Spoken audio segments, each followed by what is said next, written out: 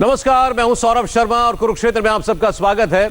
कुरुक्षेत्र में हम आजकल बहस नहीं कर रहे हैं, बल्कि आपको उस असली कुरुक्षेत्र का हाल बता रहे हैं जिसमें इस वक्त पूरा देश कोरोना से जंग लड़ रहा है। और हमारे कोरोना योद्धा, हमारे रिपोर्टर्स, कैमरामैन, सपोर्ट टीम खतरा मोल लेकर पहुंचा रहे हैं देश के कोने कोने से ग्राउंड रिपोर्ट्स। पिछले 24 घंटों में अगर कोरोना के मामलों की बात करें तो बहुत डराने वाली तस्वीर दिखती है। भारत में कोरोना अब एक खतरनाक लेवल पर पहुंच गया है और आप जो आंकड़े थोड़ी देर में देखेंगे, ये सिर्फ कोरोना का ग्राफ भर आपको नहीं बताएंगे, बल्कि एक आने वाले बड़े खतरे का अलार्म भी है। हम इस 1 घंटे के दरमियान आपको बताएंगे कैसे कोरोना 52,000 के पार पहुंचा, एक अलार्मिंग जोन में चला गया है। लेकिन सबसे पहले देखते हैं आखिर इतने केसेस से कितनों की जान गई और कितने लोग अब तक ठीक भी हो चुके हैं। तो कुछ आंकड़े आपके सामने अब आने जा रहे हैं, आपको पता चलेगा कि इस वक्त भारत में कोरोना कहां तक पहुंच चुका है। तो कुल मामले भारत में अब लगभग 53,000 के करीब हैं। 52,952 केसेस भारत में रिपोर्ट हो चुके हैं, जिससे 1,783 लोगों की मौत भी हो चुकी है और रिकवर हुए लोगों की तादाद है लगभग 15,966 लोग ठीक होकर कोरोना संक्रमण को दूर करके अपने घर वापस लौट चुके हैं। भारत का रिकवरी रेट लगातार बेहतर भी होता जा रहा है। लेकिन इसके साथ साथ ये जो ऊपर वाला आंकड़ा आप देख रहे हैं, ये भी लगातार बढ़ता जा रहा है और पिछले कुछ दिनों में इसमें बेतहाशा तेजी आई है। हम आपको आंकड़ों के साथ दिखाएंगे कि कैसे पिछले 3-4 दिनों के अंदर ये केस 50,000 के पार पहुंचे हैं। तो 53,000 के करीब भारत में मामले अब तक आ चुके हैं। भारत में कोरोना के केस 53,000 के करीब हैं और मौत का आंकड़ा 1,783। यह आंकड़ा डराने वाला इसलिए है क्योंकि पिछले 24 घंटों में देश में 3,561 नए केस आए। 3,500 के करीब मामले पिछले 24 घंटों के अंदर रिपोर्ट किए गए हैं और 89 लोगों की जान जा चुकी है। ये सिर्फ 24 घंटे का आंकड़ा है और आप देखिए कि ये शुरुआत इसकी हुई थी तकरीबन 1,000 से कम का आंकड़ा रहता था 24 घंटों में आने वाला, वो बढ़ते बढ़ते एक बार तो 4,000 के करीब पहुंच गया और अब भी 3,500 के करीब नए केस हर 24 घंटे में रिपोर्ट हो रहे हैं। तो ये जो नए केसेस के आने का सिलसिला है, जब तक ये नहीं थमेगा तब तक कोरोना का ग्राफ नीचे झुकाया नहीं जा सकता है। 89 लोगों की जान पिछले 24 घंटों के अंदर ही जा चुकी है। लेकिन अब इसके बाद जो आप आंकड़ा देखेंगे वो और डराने वाला है। 72 घंटों के अंदर यानी 3 दिन में पूरे भारत में 10,000 से ज्यादा कोरोना के मरीज सामने आ गए हैं। ये भी आंकड़ों के जरिए आप समझिएगा जरा। 4, 5 और 6 मई को कितने केसेस आए? 4 मई को सबसे ज्यादा केस एक दिन में रिपोर्ट हुए थे, 3,932 और 195 मौत हुई थी। 5 मई को ये 3,000 के आसपास पहुंचा आंकड़ा, 2,958 केस, 126 मौतें एक दिन में। और 6 मई को यानी कि कल 3,561 नए मामले 24 घंटों के अंदर रिपोर्ट हुए और 89 लोगों की जान गई है। इसमें केवल एक बात थोड़ी राहत देने वाली है, वो ये कि मामले भले ही काफी बड़े हैं पिछले 24 घंटों में, लेकिन पिछले 3 दिनों की तुलना में मौतें सबसे कम हुई हैं। 89 मौतें हुई हैं कल, जबकि उससे पहले 126 लोगों की जान गई थी और उससे एक दिन पहले 195 लोगों की मौत हुई थी एक दिन के अंदर। 3 दिन में 10,000 मामले। लेकिन बड़ा चैलेंज अभी बाकी है। देखा आपने, देश में 54 दिनों में कोरोना के मामले 50,000 के पार पहुंच चुके हैं, लेकिन इसमें आखिरी 3 दिनों के अंदर ही 10,000 केस जुड़े। दिल्ली के एम्स के डायरेक्टर डॉक्टर रणदीप गुलेरिया का कहना है कि अभी भारत में इन मामलों के चरम पर पहुंचना बाकी है और जून जुलाई में मामले और बढ़ेंगे। तो अगर आप देखें, ये मैंने नहीं कहा, ये मॉडलिंग डेटा है, कई लोगों ने मॉडलिंग की है। मॉडलिंग डेटा के हिसाब से ये है कि जैसे जैसे केसेस बढ़ रहे हैं उसके हिसाब से ये लाइकली है कि जो हमारी पीक है वो जून जुलाई में आ सकती है। लेकिन इस पर कई और चीज़ें, वेरिएबल्स हैं जो टाइम समय से पता चलेगा कि वो कितनी इफेक्टिव हैं। जैसे लॉकडाउन का और असर जो एक्सटेंड हुआ है उसका कितना असर पड़ता है, या और क्या जो चीज़ें हैं उसमें क्या इफेक्ट होगा। लेकिन अगर आज का डेटा देखें तो उसमें यही लगता है कि जो पीक है वो जून जुलाई में आ सकता है। ये तो आगे ही समय ही बता पाएगा, लेकिन जैसे जैसे हम डबलिंग टाइम देख रहे हैं तो नंबर ऑफ केसेस बढ़ने के चांसेस तो हैं। एम्स के डायरेक्टर कह रहे हैं कि भारत में कोरोना का पीक जून जुलाई में आएगा। बहरहाल जून जुलाई में जो होगा उसका ट्रेलर पिछले 3 दिनों में दिख गया। तो आपने देखा कैसे सिर्फ पिछले 3 दिनों के अंदर भारत में कोरोना के मामलों का जंप लगभग 10 दिन के बराबर रहा। लेकिन आपको हम एक बात और दिखाना चाहते हैं, कैसे भारत में कोरोना के मामले शुरुआत में कंट्रोल में थे और बाद में इनमें बढ़ोतरी आनी शुरू हुई। इसकी वजह अलग अलग है। लोगों ने लॉकडाउन का पालन नहीं किया या सोशल डिस्टेंसिंग नहीं मानी, लेकिन फिर भी हम क्यों बेहतर कर रहे हैं, ये आंकड़े आपको बताएंगे। आप देखिए कि 100 मामलों से लेकर 50,000 मामलों तक का जो सफर है कितने दिनों में देशों ने तय किया। अमेरिका में सिर्फ 22 दिन में 100 से 50,000 हो गए मामले, इटली में 27 दिनों में, ब्रिटेन में 32 दिनों में, कनाडा में यह आंकड़ा 50,000 पहुंचते पहुंचते 48 दिन का वक्त लगा, लेकिन भारत में हमें 54 दिन लगे हैं। इसका मतलब हमने इस बीमारी को कुछ हद तक जकड़ के रखा हुआ था, शायद अब भी रखा हुआ है, लेकिन अब तेजी के साथ मामले बढ़ना शुरू हुए, इससे चुनौती और बढ़ गई है। लेकिन आप इन सारे बड़े देशों की तुलना में देखिए तो भारत में 50,000 का आंकड़ा आते आते सबसे ज्यादा वक्त लगा, और इसमें जो ये देशव्यापी लॉकडाउन किया गया भारत सरकार की तरफ से, उसका सबसे बड़ा योगदान था। लेकिन कोरोना ने जैसे रफ्तार पकड़ रखी है, उसे देखते हुए कहना गलत नहीं है कि अगर हम बहुत ज्यादा सतर्क नहीं रहे तो हालात बिगड़ते या बेकाबू होते भी देर नहीं लगेगी। लॉकडाउन 3.0 का दिन नंबर 4 आप देख रहे हैं कुरुक्षेत्र, वो प्रोग्राम जिसमें हम 1 घंटे के अंदर आपको पूरे देश में जगह राज्य राज्य शहर शहर कोरोना का मीटर कहां तक पहुंचा पूरा तफसील देते हैं। हम कुरुक्षेत्र में इन दिनों बहस नहीं कर रहे हैं, करेंगे आगे, लेकिन इस वक्त बहस का नहीं है, बल्कि आपको जमीन की हकीकत दिखाने का है। इसलिए हमारे रिपोर्टर्स मेहनत करके अपनी जान खतरे में डालकर अपने कैमरामैन के साथ, टीम्स के साथ जमीन पर उतरे हुए हैं और आपके लिए रिपोर्ट्स भेज रहे हैं। हमें लगता है कि इस वक्त आपके लिए वो देखना ज्यादा जरूरी है। भारत में 3 दिन में 10,000 का आंकड़ा पार हो गया, 40,000 से केस 50,000 के पार चले गए, लेकिन 100 से 50,000 केस होने में लगे हैं 54 दिन, जो कि बाकी देशों की तुलना में ज्यादा है। कोरोना से के आंकड़े अब जो महाराष्ट्र और गुजरात से आ रहे हैं वो ज्यादा परेशान करते हैं। पहले महाराष्ट्र की बात आप कर लीजिए, पूरे देश में 53,000 के करीब मामले हैं और अकेले महाराष्ट्र में 16,758। आप खुद देख सकते हैं कि बाकी राज्यों की तुलना में महाराष्ट्र में कोरोना का जो ग्राफ है वो किस कदर हाई है। 651 लोगों की जान जा चुकी है और 3,094 लोग स्वस्थ होकर अपने घरों को लौट चुके हैं। लेकिन महाराष्ट्र में बहुत तेजी के साथ ये मामले बढ़ते जा रहे हैं। महाराष्ट्र में हालात ऐसे हो गए हैं कि यहां की चर्चा अब सिर्फ भारत में नहीं होती बल्कि दुनिया में होने लगी है, जो देश में कोरोना का सबसे बड़ा रेड जोन बन गया है। और महाराष्ट्र और देश में सबसे बड़ा रेड जोन अगर कोई एक शहर है तो वो है मुंबई। अब आपको मुंबई के आंकड़े दिखाते हैं, जहां पर 24 घंटों के अंदर संक्रमण के 769 नए मामले आए, 10,527 मामले, 10,000 मामले अकेले मुंबई शहर में हो चुके हैं। 412 लोगों की जान जा चुकी है और 3,094 लोग ठीक हो पाए हैं। लेकिन आप सोचें, भारत में कुल केस में उसकी तुलना में कितने महाराष्ट्र में अकेले हैं, और महाराष्ट्र के जितने पूरे केस हैं उसमें कितना योगदान अकेले मुंबई का है। 10,000 से ज्यादा केस एक अकेले शहर मुंबई के अंदर आ गए हैं। हम आपको मुंबई के आज वो सारे इलाकों के बारे में बताएंगे जो हॉटस्पॉट बने हुए हैं या जिनका हॉटस्पॉट बनने का खतरा है। मुंबई में कोरोना के मामलों का डायमेंशन बहुत डराने वाला है, वो इसीलिए कि यहां कोरोना वॉरियर्स भी अब बहुत तेजी से इस बीमारी की चपेट में आ रहे हैं। आपको मुंबई पुलिस के कुछ आंकड़े दिखाकर ये समझाने की कोशिश करते हैं कि जो लोग इस वक्त सड़क पर खड़े होकर अपनी ड्यूटी कर रहे हैं वो कैसे वाकई जान हथेली पर लेकर अपना काम कर रहे हैं। महाराष्ट्र में अब तक 531 पुलिस वाले संक्रमित हो चुके हैं। 531 पुलिस वाले संक्रमित हैं, जिसमें 51 पुलिस ऑफिसर्स हैं, इसमें डीसीपी स्तर के अधिकारी भी शामिल हैं, और इनके अलावा 480 पुलिस कांस्टेबल्स हैं।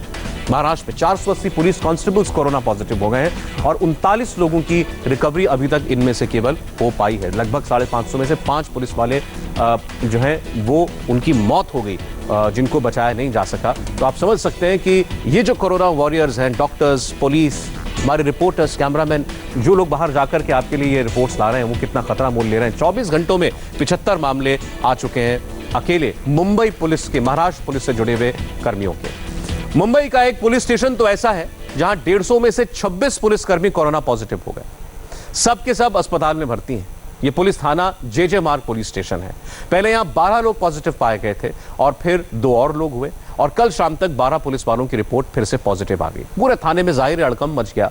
अब इनके कॉन्टैक्ट में जो 60 पुलिस वाले और आए थे उन सबको क्वारंटाइन कर दिया गया है। मुंबई ही नहीं, जे मार्ग पुलिस स्टेशन देश का शायद एकमात्र ऐसा पुलिस स्टेशन है जहां सबसे ज्यादा मात्रा में पुलिसकर्मी पॉजिटिव पाए गए। पूरा थाना पॉजिटिव हो गया। जे मार्ग पुलिस स्टेशन से रिपोर्ट भेजी है इंडिया टीवी के संवाददाता राजीव सिंह ने, जरूर देखिए। इस वक्त मैं मुंबई के जे मार्ग पुलिस स्टेशन में मौजूद हूं। यहां की तस्वीर आपको दिखाता हूं। जे मार्ग पुलिस स्टेशन में 26 कोरोना के मामले सामने आए हैं, जिसमें 12 पुलिस अधिकारी हैं जबकि बाकी पुलिस कर्मचारी स्तर के लोग हैं। और यहाँ पर पुलिस कमिश्नर परमवीर सिंह खुद इतने बड़े पैमाने पर कोरोना के मामले सामने आने के बाद विजिट करने के लिए आए हुए हैं। ये जानने की, समझने की कोशिश कर रहे हैं कि आखिर इस पुलिस स्टेशन में इतने बड़े पैमाने पर क्यों कोरोना के मामले सामने आए हैं। और यहाँ पर आप देखिए कमिश्नर के विजिट के समय बाकायदा पुलिस कर्मचारी जो उनके सम्मान में यहाँ पर थे, सबके बीच में सोशल डिस्टेंसिंग किस तरह से मेंटेन किया जा रहा है वो तस्वीरों में आप देख सकते हैं। सबसे इम्पोर्टेंट बात यह है कि पूरे महाराष्ट्र में अभी तक 531 कोरोना के मामले सामने आए हैं, जबकि लगभग 200 से ज़्यादा मामले जो हैं वो सिर्फ मुंबई में ही हैं। इससे आप अंदाज़ा लगा सकते हैं कि कितने बड़े पैमाने पर पुलिसकर्मी जो हैं वो कोरोना के संक्रमण का शिकार हो रहे हैं। दरअसल पुलिस कर्मचारी जो है लगातार नाकेबंदी से लेकर स्लम इलाकों में पेट्रोलिंग करते हैं, गश्त करते हैं और इसी वजह से कहीं ना कहीं संक्रमण का शिकार होते हैं। फिलहाल यहाँ पर आप तस्वीरों में देखिए परमवीर सिंह पुलिस कमिश्नर मुंबई के जे मार्ग पुलिस स्टेशन में आए हुए हैं, यहाँ पर विजिट कर रहे हैं। ये समझने, ये जानने की कोशिश में हैं कि आखिर जे मार्ग पुलिस स्टेशन में क्यों इतने बड़े पैमाने पर कोरोना के मामले सामने आए हैं। जे मार्ग पुलिस स्टेशन की कुल क्षमता जो है वो 150 पुलिस कर्मचारियों की है। 150 में से 26 पुलिस कर्मचारी कोरोना के पॉजिटिव पाए गए हैं, तो 60 पुलिस कर्मचारियों को क्वारंटाइन किया गया है। ऐसे में यहाँ पर अब सिर्फ आधे से भी कम स्टाफ जो है वो वर्किंग है। महाराष्ट्र का एकमात्र ऐसा पुलिस स्टेशन जहां सबसे ज़्यादा बड़े पैमाने पर पुलिस कर्मचारी कोरोना पीड़ित पाए गए हैं। जाहिर बात है कि जिस तरह से कोरोना के मामले मुंबई महाराष्ट्र में पुलिस कर्मचारियों के बीच में बढ़ रहे हैं वो एक बड़ा चिंता का विषय है। यहाँ पर परमवीर सिंह के अलावा अतिरिक्त पुलिस आयुक्त से लेकर डीसीपी स्तर, एसीपी स्तर के तमाम बड़े अधिकारी भी यहाँ पर मौजूद हैं। मुंबई पुलिस के कमिश्नर परमवीर सिंह को आपने देखा, वो अलग अलग पुलिस स्टेशनों में जाकर पुलिस कर्मियों का हौसला बढ़ा रहे हैं। आपको सुनाते हैं कि जब वो जे पुलिस स्टेशन पहुंचे थे तब उन्होंने वहां पर कैसे लोगों का हौसला बढ़ाया। मुझे विश्वास है जल्दी ही ऐसा समय आएगा जब ये जो एक प्रकोप जो आया था इस शहर के ऊपर, हमारे देश के ऊपर, पूरी दुनिया के ऊपर, इसमें हमको विजय प्राप्त होगी। शासन की तरफ से पूरी सपोर्ट मिल रही है। अभी भी मैं कोले कल्याण में कलीना में वहाँ एक पुलिस की नई बिल्डिंग बनी थी, उसका अभी वहाँ पे उससे हमने कोविड हॉस्पिटल में कन्वर्ट किया है। करीब 250 से 300 लोग वहाँ पर उनका ट्रीटमेंट होगा। पुलिस फाउंडेशन फंड से, वेलफेयर से हम 10-15 लाख प्रत्येक परिवार को और दे रहे हैं। जहाँ बैंक में हमारा खाता सैलरी अकाउंट चलता है, बैंक की तरफ से कुछ पैसा दिया जाएगा, तो प्रत्येक कर्मचारी के परिवार को 65-70 लाख रुपए उनके खाते में जमा किया जाएगा। परिवार के सदस्यों को नौकरी दी जाएगी। वो भी फैसिलिटी दी जा सकती है शासन की तरफ से, खाते की तरफ से उनके परिवारों को दी जा रही है। और खुद पुलिस कमिश्नर परमवीर सिंह ने पुलिस कर्मियों में फैल रहे संक्रमण पर इंडिया टीवी को एक बड़ा अपडेट भी दिया। करीब 250 लोग पुलिस वाले इस समय कोविड पॉजिटिव हैं, लेकिन सिम्टोमेटिक उसमें बहुत कम है। और उनमें से एक भी पुलिस वाला जो व्यक्ति जिनको सिम्टोमेटिक हैं, जिनको लक्षण है, उसमें से एक भी व्यक्ति ना तो आईसीयू में है, ना ही कोई वेंटिलेटर पे है, सब सुरक्षित है। तो एक अच्छी खबर है, उनका इलाज अच्छे से हो रहा है एंड इलाज पूरा होके पुलिस वाले अब वापस ड्यूटी पे आने लग गए हैं। सबसे बड़ी खबर यह है कि रिकवरी रेट बहुत अच्छा है।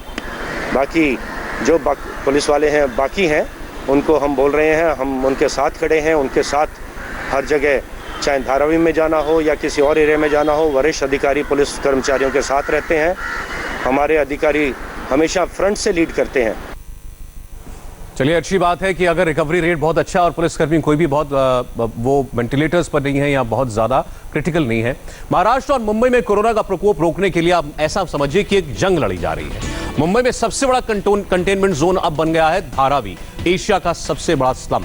वहां क्या चैलेंजेस फेस किए जा रहे हैं और कोरोना को रोकने के लिए क्या कुछ किया जा रहा है, ये आप देखिए। 24 घंटों में 68 नए मामले आए और 21 लोगों की जान अब तक जा चुकी है और कुल 773 मामले केवल इस एक इलाके के अंदर है। आबादी यहाँ लाखों की है वैसे, लेकिन 773 मामले धारावी के अंदर से सामने अब तक आ चुके हैं। और वहाँ लोग इतने सोशल डिस्टेंसिंग का पालन नहीं कर सकते क्योंकि छोटे छोटे घर हैं, घरों के अंदर बहुत सारे लोग एक साथ रहते हैं, छोटी छोटी तंग गलियां हैं, वहां पर पहुंच पाना डॉक्टर्स के लिए, मेडिकल स्टाफ के लिए वो भी और दिक्कत का काम है।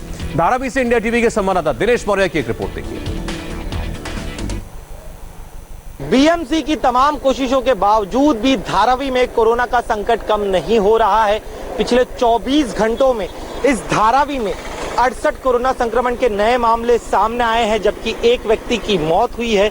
इसके साथ ही में धारावी में कुल कोरोना संक्रमित मरीजों की संख्या बढ़कर 773 हो गई है और 21 लोगों की मौत हुई है।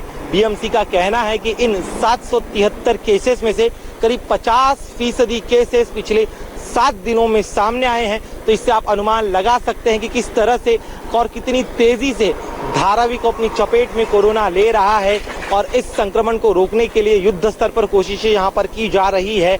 अब तक करीब 85,000 लोगों की स्क्रीनिंग यहां पर हो चुकी है। लोग अपने घरों से बाहर ना निकले, इसलिए प्रशासन की तरफ से डोर टू डोर राशन और दवाइयां पहुंचाने का काम जारी है। कई इलाकों को यहां पर सील कर दिया गया है और लोग अपने घरों से बाहर ना निकले, इसलिए लगातार पुलिस की पेट्रोलिंग भी है पूरे धारावी इलाके में जारी है। पुलिस गुजारिश कर रही है लोगों से कि वो अपने घरों में रहे, लेकिन चूंकि लॉकडाउन 3 की शुरुआत हो चुकी है, ऐसे में किसी न किसी बहाने से लोग यहाँ पर जो है अपने घरों से बाहर निकल रहे हैं। एक बड़ी चुनौती है प्रशासन के सामने कि इस संक्रमण को कम करे। प्रशासन का कहना है कि करीब 3000 क्वारंटाइन बेड्स की यहाँ पर व्यवस्था की गई है।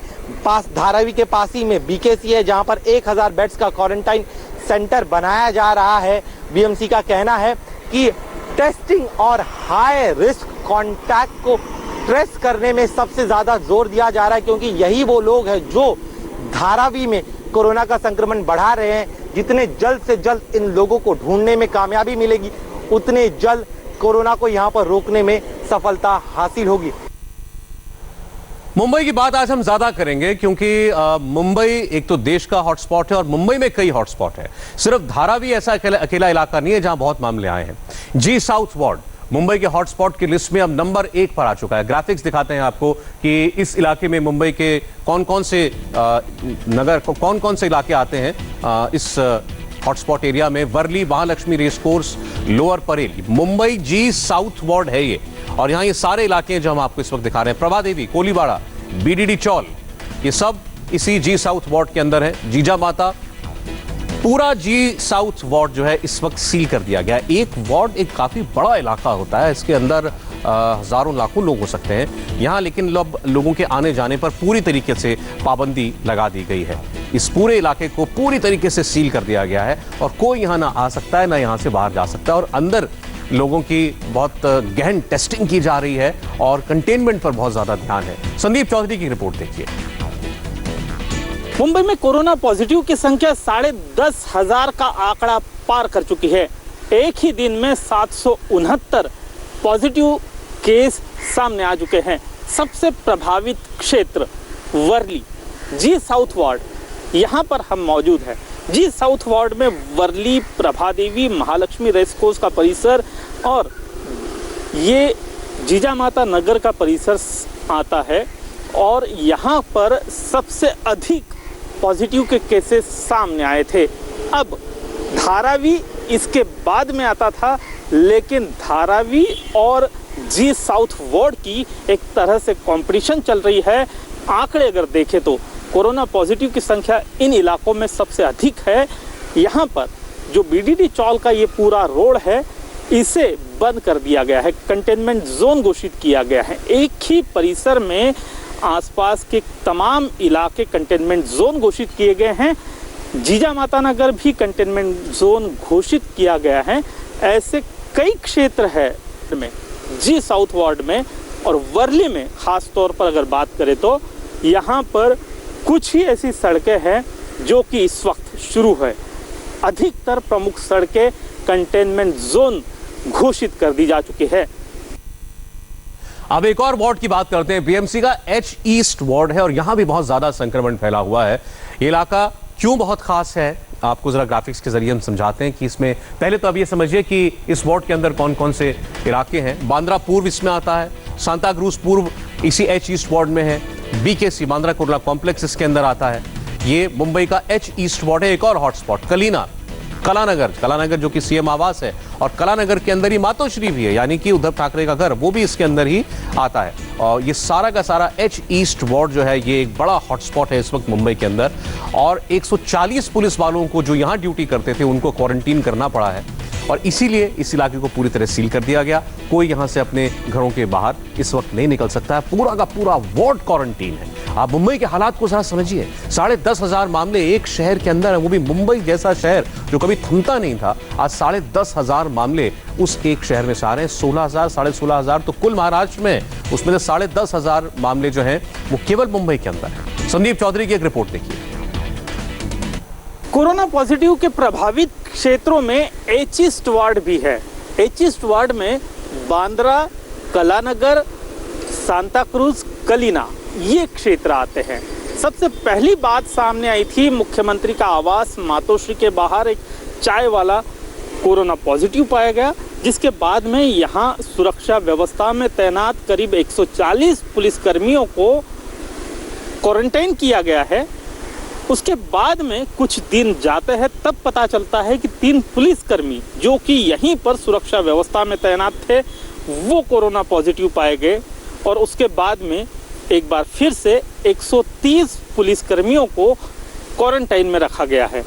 तो ये एक सिलसिला इस क्षेत्र में लगातार कोरोना पॉजिटिव मरीजों का बढ़ रहा है, जो कि रुकने का नाम नहीं ले रहा है। कोरोना है, संकट है, लोगों पर पाबंदियां हैं, लेकिन तब भी लोग औरों की मदद कर रहे हैं। मुंबई में कोरोना को रोकने, कोरोना से प्रभावित लोगों तक राहत पहुंचाने में हर कोई ताकत के साथ लगा हुआ है। फिल्म स्टार सलमान खान ने अपनी संस्था बीइंग ह्यूमन के जरिए बीइंग हैंग्री नाम से 2 वैन्स बनाई हैं, जो कि कोरोना प्रभावितों के लिए फूड डिलीवरी कर रही है। इंडिया टीवी की संवाददाता जोयता मित्रा की एक रिपोर्ट। अन्नदान चैलेंज के बाद ये है सलमान खान का नया इनिशिएटिव। ये जो गाड़ी आप देख रहे हैं बीइंग हैंग्री, 2 गाड़ियां हैं जो मुंबई शहर में आपको रोज़ कहीं ना कहीं ये अभी नज़र आएगी। पिछले 7 दिन से ये गाड़ियां जो है वो ज़रूरतमंदों के लिए काम कर रही हैं। मैं आपको दिखा सकती हूँ ये गाड़ी के अंदर जो सामान है, ये अलग अलग पैकेट्स है जो राशन के हिसाब से भरा गया है। चावल है, आटा है, दाल है, तेल, कांदा, बटाटा, जो भी एसेंशियल्स हैं वो पैकेट में भरा गया है। 500 सुबह और 500 शाम, यानी एक दिन में 1000 लोगों को ये मदद दी जाती है। मैं आपसे पूछना चाहूँगी कि ये प्रोसेस क्या है, सुबह से किस तरीके से आप लोग सुबह मैम हम लोग पैकेट बनाते हैं, जिसमें ये पैकेट है, इसमें 3 किलो चावल है, 3 किलो आटा है, 1 लीटर तेल है, और 1 किलो आलू, 1 किलो कांदा, 1 किलो मसाला, टोटल शक्कर, चाय, ये सब टूर है। तो 500 पैकेट लेके हम लोग सुबह निकल जाते हैं, फिर उसको 3 बजे तक कंप्लीट करके आके फिर वापस 500 भरते, फिर अलग अलग एरियाज पे जाते हैं, वहाँ पे 500 बांटते। तो एवरी डे हम लोग 1000 पैकेट पूरा बांटते हैं। तो आइडेंटिफाई कैसे करते हैं, क्योंकि पूरे बम्बई शहर में अलग अलग, जैसे आप झुग्गियों में भी जाते हैं शायद, तो कैसे आइडेंटिफाई करते हैं? क्या क्वेरीज आती हैं आपके पास? यस, वो ट्विटर से आती है बहुत सारे, फिर वो अलग अलग म्यूचुअल फंड का थ्रू आती है, अलग अलग जगह से आते हैं सब, तो हम वहाँ पे पहुँच जाते हैं गाड़ी लेके।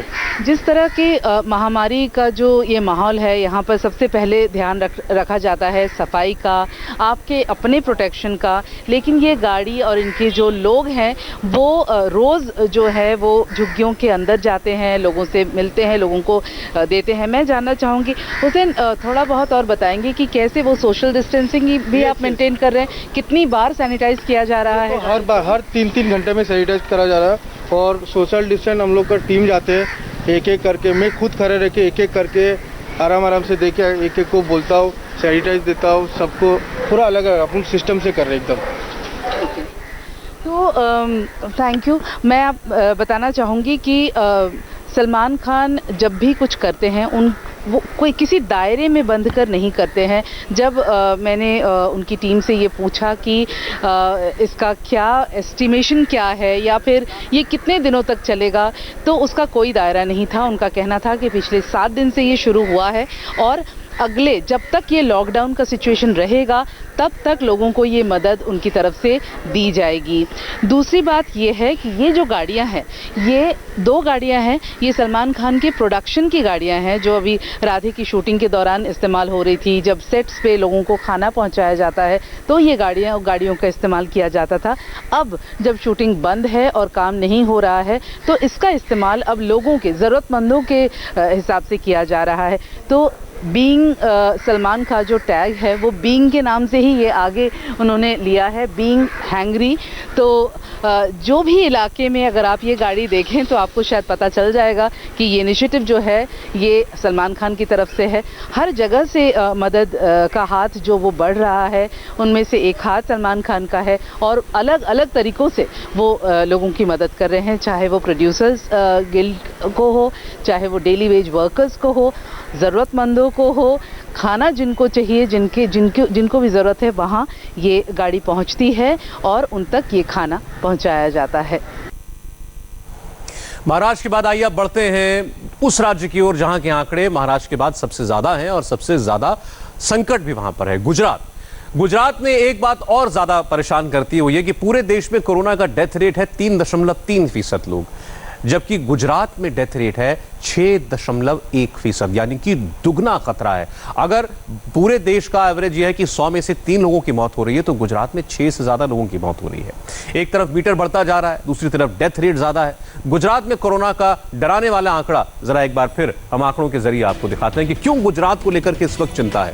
कुल केस 6,625, महाराष्ट्र से तुलना करते हैं तो कम लगता है, लेकिन बाकी देश के राज्य देखेंगे तो काफी ज्यादा है और यहाँ 396 मौतें हो चुकी हैं। डेथ रेट जिसका हम जिक्र बार बार कर रहे हैं, इतने मामलों में इतनी ज्यादा मौतें ये किसी और राज्य के अंदर नहीं है। आप सोचिए पूरे देश के एवरेज से दुगना डेथ रेट इस वक्त गुजरात के अंदर है। हालांकि 1500 लोग ठीक भी हुए हैं और कुछ जो शुरुआती साइंटिफिक जांच हुई थी उसमें पता चला था कि इस कोरोना वायरस का एक खास स्ट्रेन है जो कि सबसे ज्यादा घातक है, संहारक है और उसके जरिए सबसे ज्यादा संक्रमण गुजरात के अंदर हुआ है। बहरहाल गुजरात में सबसे ज्यादा डरावनी तस्वीर किसी एक शहर की है तो वो है अहमदाबाद। अहमदाबाद का हाल भी आपको बता देते हैं। अहमदाबाद में 4,425 मामले, आप देखें लगभग 60% मामले पूरे गुजरात के वो अहमदाबाद के अंदर है। 298 मौतें हो गई हैं और 1,000 के करीब लोग इन 4,500 के तकरीबन ठीक होकर के अपने घरों को जा चुके हैं। लेकिन अहमदाबाद में इस वक्त जो कदम उठाए जा रहे हैं उतने सख्त कदम पूरे देश में कहीं नहीं उठाए जा रहे हैं। आप समझे कि केवल दूध और दवा की दुकान खुली है, बाकी पूरा अहमदाबाद बंद है। आप किसी काम के लिए बाहर नहीं निकल सकते हैं। यहाँ तक कि फिलहाल तो किराने की दुकानें, सब्जी वालों का मोहल्लों में जाना, वो सब भी पूरी तरीके से बंद है क्योंकि इन्हीं लोगों के जरिए सबसे ज्यादा कोरोना का फैलाव हुआ है। गुजरात के 3 शहरों की हालत और खराब है, अहमदाबाद, वडोदरा और सूरत। लेकिन इसमें भी अहमदाबाद के हालात सबसे ज्यादा चिंताजनक हैं। इसे देखते हुए आज से अहमदाबाद में कंप्लीट लॉकडाउन हो गया। सिर्फ दूध और दवा की दुकान खुली, नहीं तो पूरा अहमदाबाद बंद। अभूतपूर्व हालात हैं। क्या क्या हुआ है अहमदाबाद में, जरा उसे भी ग्राफिक्स के जरिए आपको समझाते हैं। पहले तो सारी दुकानें बंद कर दी गई, जैसा हमने कहा केवल दूध की दुकानें, दवाई की दुकानें, केमिस्ट शॉप्स ये खुली हुई हैं। हर व्यक्ति के घर से बाहर निकलने पर पाबंदी है, इस वक्त सख्त पाबंदी है, पूरी तरीके से लॉकडाउन है और उसका पालन कराया जा रहा है और कोरोना के ज्यादा से ज्यादा टेस्ट कराने की कोशिश हो रही है। सब्जी वालों की स्क्रीनिंग की गई क्योंकि सब्जी वालों के जरिए संक्रमण फैलने की बात सामने आई। इससे पहले जो कुछ ऑनलाइन डिलीवरी एसेंशियल आइटम्स की, जरूरत की चीजों की, जैसे राशन हुआ, कुछ लोग मिल्क प्रोडक्ट्स की भी डिलीवरी करते हैं, वो सब भी बिल्कुल बंद कर दिया गया। यहाँ तक कि ओपीडी बंद है। पूरे देश में कोशिश ये हो रही है कि लोग क्लिनिक्स खोलें, अस्पताल खोलें, ओपीडी चलें। अहमदाबाद में ओपीडी भी बंद है। 9 कोविड अस्पताल, डेडिकेटेड कोविड अस्पताल बनाए गए हैं और 3 डॉक्टरों की टीम का दौरा जो है वो किया गया है इन अस्पतालों के अंदर, जो कि वहाँ के हालात को देख भी रही हैं। तो ये अहमदाबाद के हालात हैं और मुंबई से भी ज़्यादा सख्ती इस वक्त अहमदाबाद में है। लेकिन अहमदाबाद की हालत हुई क्यों? अहमदाबाद में कैसे एक के बाद एक कोरोना के सुपर स्प्रेडर बढ़ते चले गए? देखिए इंडिया टीवी के संवाददाता निर्णय कपूर की एक खास रिपोर्ट।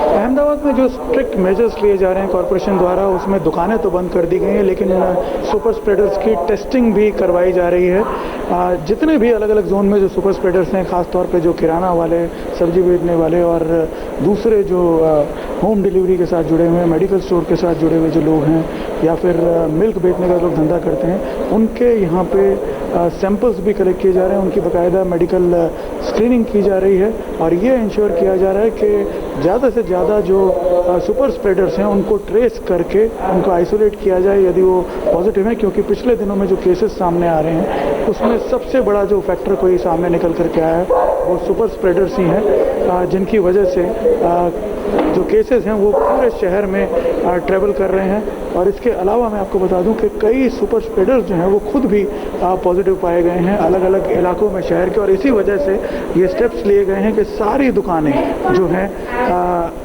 सिर्फ दूध और मेडिकल स्टोर्स छोड़ करके बाकी तमाम दुकानें जो हैं वो बंद कर दी गई हैं और 13 तारीख तक एक टारगेटेड पीरियड सेट किया गया जिसमें शहर भर के तमाम जोन्स में जितने भी सुपर स्प्रेडर्स हैं उनको फोकस करके उनको टेस्ट किया जा रहा है ताकि एक तरह से उन्हें आइसोलेट किया जा सके और शहर में संक्रमण की जो चेन है उसको किसी भी तरह से आगे बढ़ने से रोका जा सके। गुजरात से देश के अलग अलग शहरों के लिए श्रमिक एक्सप्रेस जा रही हैं, आपको मालूम होगा। कुछ देर पहले इंडिया टीवी के संवाददाता निर्णय कपूर ने प्रवासी मजदूरों को लेकर भी अहमदाबाद के साबरमती स्टेशन से एक रिपोर्ट भेजी। प्रवासी मजदूरों को सुरक्षित तरीके से अपने घर भेजे जाने के लिए जहां ट्रेनों को लगातार यार्ड में सैनिटाइज करके यहाँ प्लेटफॉर्म पे खड़ा किया जाता है, वहीं प्लेटफॉर्म पे भी तमाम प्रकार के इंतजाम किए गए हैं ताकि उनकी सेफ्टी और स्वास्थ्य की सुरक्षा जो है उसका पूरा ध्यान रखा जा सके। यहाँ पे आप देख सकते हैं सोशल डिस्टेंसिंग के लिए ये जो ईयर मार्क की हुई हैं जगहें 1-1 मीटर से ज़्यादा के डिस्टेंस पे इनको बनाया हुआ है ताकि जब वो आए तो प्रॉपर तरीके से गाड़ी में बोर्ड हो सकें। और इसके अलावा आप देख सकते हैं पूरे स्टेशन का जो ये प्लेटफॉर्म है साबरमती स्टेशन का, इसको दिन में 2 से 3 बार सैनिटाइज किया जाता है। पूरी टीम जो है सैनिटाइजेशन विभाग की वो लगी रहती है ताकि यहाँ जो यात्री आ रहे हैं वो अगर किसी चीज़ को टच भी करते हैं तो किसी प्रकार का संक्रमण उन्हें ना लगे। गाड़ी को तो साफ़ किया ही जा रहा है लेकिन उसके साथ साथ प्लेटफॉर्म को भी पूरी तरह सैनिटाइज किया जाता है दिन में 3 बार ताकि प्रवासी मजदूरों की भी स्वास्थ्य की रक्षा हो सके और जो रेलवे का स्टाफ यहाँ पे काम करता है क्योंकि बड़ी संख्या में टिकट चेकर्स वगैरह भी यहाँ मौजूद होते हैं, पुलिसकर्मी यहाँ मौजूद होते हैं, ऐसे में हर एक को संक्रमण से बचाया जा सके इसके लिए लगातार रेलवे द्वारा एफर्ट किए जा रहे हैं। सफाई विभाग की जो टीम है वो लगातार प्लेटफॉर्म पे को सैनिटाइज करने का काम करती रहती है ताकि किसी भी प्रकार से संक्रमण फैलने का कोई स्कोप ना बचे। महाराष्ट्र और गुजरात की बात हमने की, अब बात करते हैं राजधानी दिल्ली की। दिल्ली का जो आंकड़ा है वो पूरे देश में अलग अलग राज्यों की संख्या तुलना में तीसरे नंबर पर आता है, जहां 5,532 मामले आ चुके हैं कोरोना के और 63 लोगों की जान जा चुकी है। तो 5,500 के करीब मामले दिल्ली के अंदर हैं कोरोना के।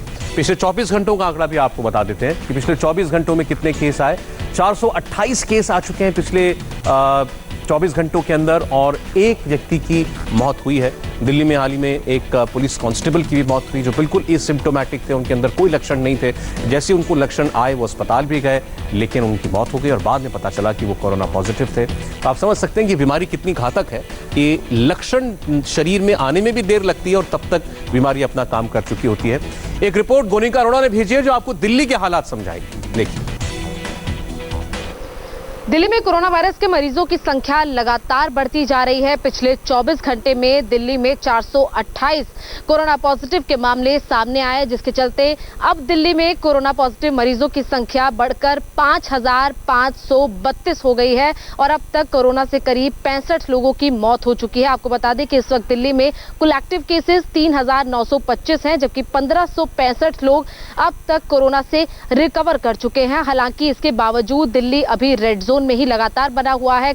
कंटोनमेंट एरियाज की संख्या लगातार घट रही है लेकिन दिल्ली क्योंकि रेड जोन में है, तमाम जो रियायतें केंद्र सरकार की तरफ से रेड जोन के लोगों को दी गई हैं वो सभी रियायतें इस वक्त दिल्ली में लागू की गई हैं। हम इस वक्त दिल्ली की शंकर मार्केट में मौजूद हैं और शंकर मार्केट में सिर्फ वही दुकानें, तमाम जो मार्केट्स हैं उनमें सिर्फ वही दुकानों को खोलने की इजाजत है जो कि एसेंशियल सर्विसेज से जुड़ी हुई हैं। पूरी मार्केट को खोलने की इजाजत अभी नहीं है। ये मेरे पीछे जो आप दुकानें देख रहे हैं ये मनी ट्रांसफर और स्टेशनरी की दुकानें हैं हैं, सिर्फ इन्हीं दुकानों को यहाँ पर खोला गया, बाकी पूरी मार्केट इस वक्त बंद पड़ी है। इसके अलावा आपको बता दें कि दिल्ली सरकार ने जो तमाम सरकारी दफ्तर हैं उनमें सभी एम्प्लॉयज को आने के लिए कहा है। वहीं जो प्राइवेट ऑफिस हैं उन्हें खोलने की परमिशन तो दी गई है, लेकिन उसमें सिर्फ 33% कर्मचारी ही इस वक्त दफ्तरों में आ रहे हैं, जिसके चलते अब दिल्ली की सड़कों पर गाड़ियां दौड़ती हुई दिख रही हैं। पिछले 2 लॉकडाउन जो कि हुए थे उसमें देखा जा रहा था कि दिल्ली की सड़कें पूरी तरह सुनसान थी। वहीं आपको एक और अपडेट दे दें कि जो तमाम तबलीगी जमात से जुड़े हुए लोग हैं, करीब 4000 लोग जो कि कोरोना से रिकवर हो चुके हैं, उन लोगों को जो कि दिल्ली के हैं उन्हें भी अस्पताल से छुट्टी दे दी गई है, क्वारंटीन सेंटर से उन्हें निकाल दिया गया है। और बाकी जो तमाम लोग दिल्ली के बाहर के हैं, अब उन्हें भी क्वारंटीन सेंटर से छुट्टी देकर उन्हें अलग अलग उनके घरों, उनके राज्यों में भेजा जाएगा। लेकिन अभी भी क्योंकि दिल्ली रेड जोन में बना हुआ है, इसलिए अभी भी दिल्ली के लोगों को सरकार की तरफ से यही सलाह दी जा रही है कि बेवजह अपने घर से बाहर ना निकलें और घर पर रहें, तभी वे सुरक्षित रहेंगे। कैमरा पर्सन मनोज कुमार के साथ गौनिका अरोड़ा, इंडिया टीवी, दिल्ली। और एक बार फिर से आपको बता दें कि कुरुक्षेत्र में हम बहस नहीं कर रहे हैं, इन दिनों हम आपको बता रहे हैं कोरोना का हाल आपके राज्य, आपके शहर में इस वक्त क्या है, देश भर में कोरोना का ग्राफ कहां तक पहुंचा। हमारे रिपोर्टर्स बहुत खतरा मोल लेकर, हमारे कैमरामैन की टीम ग्राउंड पर जा रही है और शहर शहर से आपके लिए ग्राउंड रिपोर्ट्स भेज रही हैं। हमने कई बड़े राज्यों की बात की, अब बात करते हैं मध्य प्रदेश की। 24 घंटों में मध्य प्रदेश में कोरोना संक्रमण के 9 नए केस सामने आ गए और इसमें भोपाल से 4 हैं, इंदौर में 2, खंडवा, मंदसौर, बुरहानपुर में एक व्यक्ति की संक्रमण की खबर है। और आप देखिए ये मध्य प्रदेश का कोरोना मीटर क्या कहता है। 3138 मामले, 185 लोगों की मौत और 1099 लोग ठीक हो चुके हैं 3000 में से। तो रिकवरी रेट यहाँ का बेहतर है। और आपको बता दें कि मध्य प्रदेश में अगर कोरोना के मामले 3000 के पार पहुंचे भी हैं, तो यहां भी इसके लिए सबसे ज्यादा जिम्मेदार वो सुपर स्प्रेडर हैं। हालात एमपी में खतरनाक होते जा रहे हैं। इंदौर के बाद देखते देखते भोपाल तेजी से कोरोना कंटेनमेंट जोन बन गया है। भोपाल में 50 पुलिस वाले और उनके 30 परिजन इन्फेक्टेड हैं। भोपाल से देखिए जरा अनुराग अमिताभ की रिपोर्ट। मध्य प्रदेश के दूसरे सबसे बड़े हॉटस्पॉट भोपाल में 638 कोरोना संक्रमित मरीज हैं। इन 638 कोरोना संक्रमित मरीजों में से 50 पुलिसकर्मी और 30 उनके परिवार वाले भी शामिल हैं। लेकिन इन पुलिसकर्मियों में कोरोना के संक्रमण फैलने की जो चेन की शुरुआत अगर रही तो यही वो थाना ऐशबाग है, जहां पे पदस्थ जो आरक्षक है वीरेंद्र चौधरी, वो सबसे पहले कोरोना पॉजिटिव पाए गए। दरअसल माना जा रहा है 31 मार्च के बाद से लगातार यहाँ पर आने वाली जो जमाती थे उनकी सैंपलिंग और सर्वे का काम किया जा रहा था। इसी दौरान माना जा रहा है कि वीरेंद्र चौधरी भी लगातार संपर्क में थे स्वास्थ्य विभाग की टीम के साथ साथ। ये एक बड़ी वजह मानी जा रही है जिसके चलते वो संक्रमित हुए और सबसे पहले मरीज पुलिस कर्मियों में बनकर वीरेंद्र चौधरी निकल कर आए। वो निवास करते थे टीटी नगर थाना इलाके में, जहां पे मल्टी बनी हुई है पुलिस कर्मियों के लिए। उनसे संक्रमण की जो चेन है वो टीटी नगर थाने कॉम्प्लेक्स में भी पहुंची, जहां के 3 पुलिस कर्मियों के साथ साथ उनके परिवार वाले भी कोरोना संक्रमित पाए गए। तो चेन की शुरुआत जो होती है वो इसी ऐशबाग थाने से और धीरे धीरे वो फैलती गई और अब जो आंकड़ा है वो 50 पुलिस कर्मियों का और 30 परिवार वालों का। 3 मस्जिद थी जिसमें जमाती रुके हुए थे, इंडोनेशिया और म्यांमार के थे। रहमानी मस्जिद है, बड़ी मस्जिद सिकंदर को 3 मस्जिद थी। तो जिनको इस समय पॉजिटिव निकले थे उनको क्वारंटाइन भेज दिया गया था। जी। तो आप लोग बाकायदा स्वास्थ्य विभाग की टीम के साथ जाते हैं? हाँ, स्वास्थ्य विभाग की टीम के साथ जाते हैं और पूरे प्रिकॉशन के साथ जाते हैं। सूट वगैरह पहन के, पीपीटी किट पहन के जाते हैं। सबसे पहले संक्रमित वीरेंद्र चौधरी आपके साथ ही हुए थे, क्या वजह आप मानते हैं कि लगातार? नहीं, बस वीरेंद्र चौधरी हमारे यहाँ से हुआ था सबसे पहले, फिर उसके बाद थाने का स्टाफ सजग हो गया था। उसके बाद फिर कोई थाने को कोई स्टाफ नहीं हुआ। क्या लगता है क्या वजह रही होगी? क्या आप जो लगातार जो जगह जगह जाकर चेक, हो सकता है कि वीरेंद्र जमातियों के संपर्क में आया हो तो उससे उसका मतलब संक्रमित हो गया होगा। अगली चेन का जो सिरा है वो टीटी नगर थाना क्षेत्र का जो ये पुलिस आवासीय परिसर है, यहाँ से भी जुड़ता हुआ दिखाई देता है। दरअसल ऐशबाग थाना में पदस्थ वीरेंद्र चौधरी इसी आवासीय परिसर में रहते थे। उनके चलते बताया जा रहा है इस थाना क्षेत्र के 3 जो पुलिसकर्मी हैं वो कोरोना संक्रमित हुए। उसके अलावा 2 और कोरोना संक्रमित हुए और इनके परिवार के 3 सदस्य भी कोरोना संक्रमित पाए गए।